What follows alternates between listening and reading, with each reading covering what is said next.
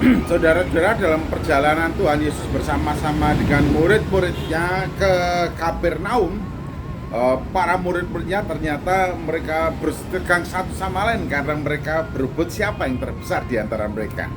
Nah, setelah memasuki rumahnya, Yesus bertanya kepada murid-muridnya, apa yang kalian perbincangkan tadi? Apa yang kalian diskusikan tadi? Apa yang membuat kalian rame di tengah perjalanan tadi? Mereka saling melihat satu sama lain dan mereka tidak berani menjawab. Oleh karena mereka memang bertengkar untuk merebutkan siapa yang terbesar di antara mereka. Lalu Tuhan Yesus duduk dan memanggil semua murid-muridnya itu untuk datang mendekat kepadanya, dan Tuhan Yesus Kristus mulai mengajar kepada mereka. Katakan, barang siapa ingin menjadi yang terdahulu di antara kalian semuanya, hendaklah ia menjadi terakhir dari semua dan juga menjadi pelayan bagi semuanya. Wah, ini catatan penting sekali. Murid-muridnya berebut untuk merebutkan posisi siapa yang terbesar di antara mereka. Namun, apa yang diajarkan oleh Tuhan Yesus Kristus ternyata bertolak belakang dari pikiran mereka, dari pandangan mereka, dari apa yang ada di dalam hati mereka tentang gambaran pemimpin, gambaran seseorang yang berada dalam posisi yang terbesar di antara satu sama lain. Gambaran kekuasaan, gambaran kekayaan, gambaran kenikmatan, sehingga mereka memperebutkan posisi itu. Namun ketika Tuhan Yesus Kristus memberikan pengajaran, ternyata pengajarannya itu di luar dugaannya. Barang siapa ingin menjadi terdahulu di antara kalian semuanya, hendaklah ia menjadi terakhir dari semuanya dan menjadi pelayan bagi semuanya. Nah, kemudian oleh orang-orang Kristen atau para pengikut, model kepemimpinan ini disebutkan dengan kepemimpinan hamba. Kepemimpinan hamba sesungguhnya ini menjadi pelajaran yang penting. Bagaimana mungkin kita menjadi petinggi kalau kita tidak merasakan menjadi bawahan? Bagaimana kita menjadi pemimpin kalau kita tidak pernah merasakan menjadi orang yang dipimpin? Bagaimana kita mengharapkan orang-orang yang dipimpin itu kemudian patuh dan taat kepada kita, kalau sementara kita jadi seorang bawahan, kita tidak patuh dan tidak taat? Bagaimana kita mengharapkan para orang yang kita pimpin itu tidak membicarakan dan memperguncingkan kita, kalau pengalaman kita menjadi bawahan kita selalu saja memperguncingkan atasan kita?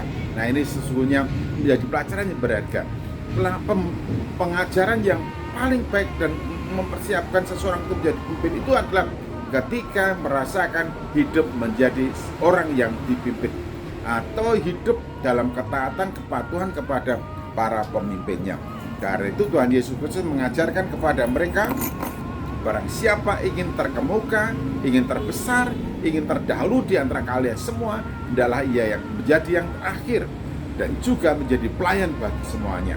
Jadi untuk meraih posisi tertinggi dalam kehidupan kita, dalam hubungan kita dengan sesama di dunia ini, semestinya dimulai dari menjadi pelayan.